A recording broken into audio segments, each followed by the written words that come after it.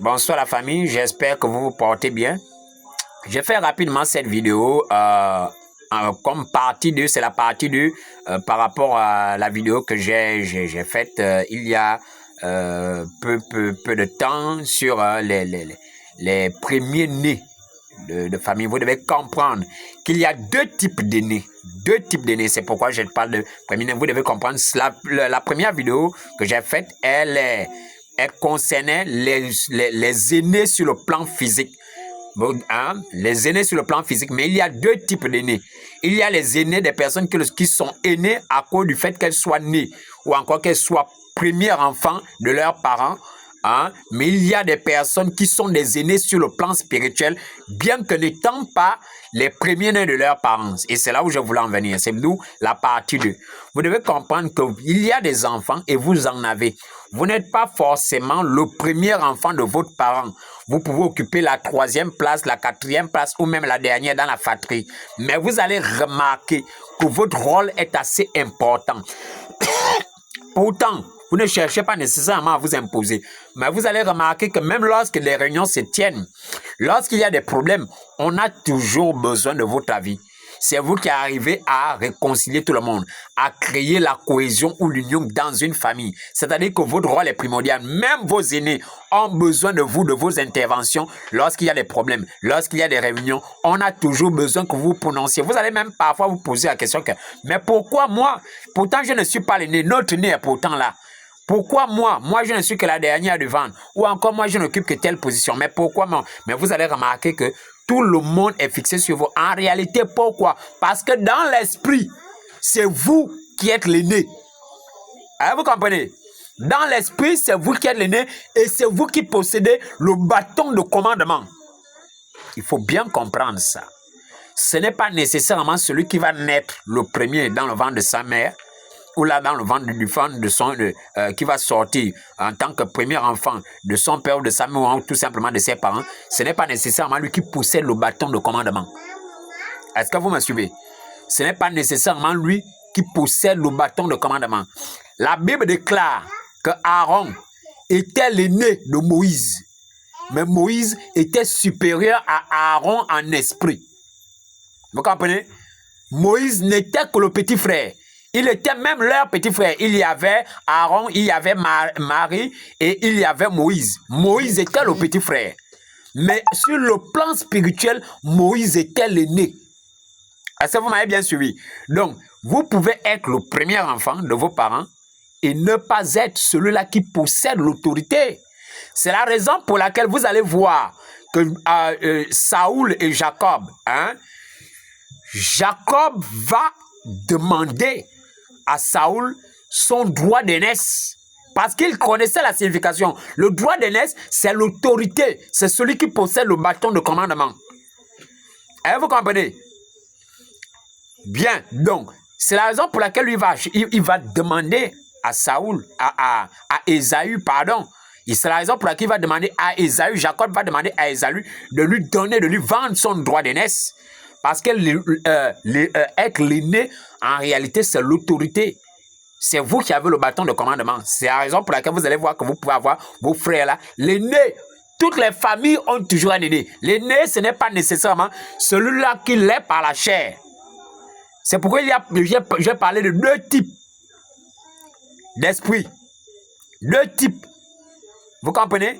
Vous pouvez être l'aîné selon la chair et dans l'esprit, ce n'est pas vous qui êtes l'aîné. L'aîné, ça peut être le plus petit d'entre vous dans la fratrie, c'est-à-dire que le dernier du ventre ou le 3e ou le 4e ou peu importe. Et c'est lui qui possède le bâton de commandement. Et c'est lui, généralement, que vous allez par exemple voir, lorsque les parents dans une famille ont la sorcellerie, c'est lui qui est choisi pour être l'héritier de tout le vampire de la famille. Parce qu'on a vu en lui le charisme, on a vu en lui la capacité, le potentiel. On a vu en lui l'étoile de leader. Vous le savez, ce que je dis là, que dans vos familles, nous tous dans notre famille, nous le savons, qu'il y a un. Tant que celui-là, il n'est pas là, tout le monde peut tenir des réunions, les choses peuvent se dire. Mais si lui n'est pas là, il ne force pas les choses. Poutine n'a pas forcément d'argent. mais on a nécessairement besoin de lui. Parce que c'est lui qui est le guide, c'est lui qui est clairvoyant. Pas à cause du fait qu'il soit allé à l'école, mais il a quelque chose dans son esprit qui arrive à s'imposer et dont l'autorité, hein, en réalité, est acceptée. Ça, c'est une autorité qui vient de Dieu. Une autorité qui vient de Dieu, ce n'est pas une autorité qui cherche à s'imposer. C'est une autorité à la limite que les membres de la famille ou un groupe de personnes vont tout simplement revendiquer. En fait, demander, solliciter. Ils vont vouloir que cette personne-là règne sur eux ou encore dirige le groupe. Alors que parfois même, la personne ne le veut pas. Parce qu'elle comprend tout le poids ou toutes les responsabilités qui sont liées à cette charge. Vous comprenez? C'est pourquoi vous allez souvent voir que parfois les petits frères et autres, ceux qui sont dotés, à qui Dieu a doté, ceux dont Dieu a fait aînés sur le plan spirituel, vous allez souvent voir que parfois ils se révoltent. Et demain, pourtant, je ne suis pas le nez, pourtant notre grand frère est là, pourtant tel est là, pourtant tel est là. Pourquoi c'est toujours moi? Pourquoi c'est toujours moi? Non, parce que c'est vous l'aîné dans l'esprit. Et les parents le savent, vos frères et sœurs le savent que c'est vous qui avez l'autorité. C'est vous qui êtes l'aîné dans l'esprit. C'est vous qui avez le bâton de commandement. Est-ce que vous me suivez? Ça là, beaucoup de personnes recherchent ça, même les personnes nées de famille recherchent ça. Vous comprenez? Donc vous voyez un peu donc. Ce n'est pas nécessairement celui qui sort d'abord le premier dans le ventre. Et celui-là, c'est lui qui est le guide. C'est lui qui est le clairvoyant de la famille. C'est lui qui possède l'autorité. Est-ce que vous comprenez? C'est lui qui est le berger. Même lorsque papa et maman, hein, c'est celui-là qui est censé gouverner et régner sur tout le monde. Même sur papa et maman, j'ai dit celui-là. Vous comprenez? Dans toutes les familles, Dieu a toujours donné un Moïse. Un Moïse, ce Moïse-là, c'est lui qui possède le droit d'aîné, c'est lui le libérateur. Ah, vous comprenez? Ça, c'est ça, l'aîné selon l'esprit. Il y a des aînés selon la chair. Et il y a des aînés selon l'esprit. Dieu, parfois, il peut donner à un aîné selon la chair, en même temps faire de lui un aîné dans l'esprit. C'est-à-dire qu'il va être aîné 2 fois. Naître avec cette autorité. Sur le plan physique et sur le plan spirituel, être l'aîné. Mais ça n'arrive pas forcément. Vous comprenez? C'est pourquoi vous allez parfois trouver que quelqu'un peut être l'aîné, mais c'est son petit frère qui est plus charismatique. C'est son petit frère qui a beaucoup plus d'autorité, de poids dans la famille. Vous comprenez? Parce que simplement, celui qui est aîné selon la chair ne possède pas ce dépôt spirituel. Vous comprenez, qui va lui permettre de s'imposer et dont l'autorité va simplement être acceptée avec facilité. Vous comprenez? Parce que c'est reconnu. Donc, vous en avez tous. Quand vous voyez un petit frère qui est comme ça, il est toujours, ne vous opposez pas à ce qu'il est. En réalité, il a été donné pour éclairer la famille, pour emmener la famille dans le bon sens, dans le bon chemin. Ne vous imposez pas à ça. Quand vous le faites, en réalité, vous êtes en train de retourner la pointe de l'épée de la lance contre vous-même. Vous comprenez?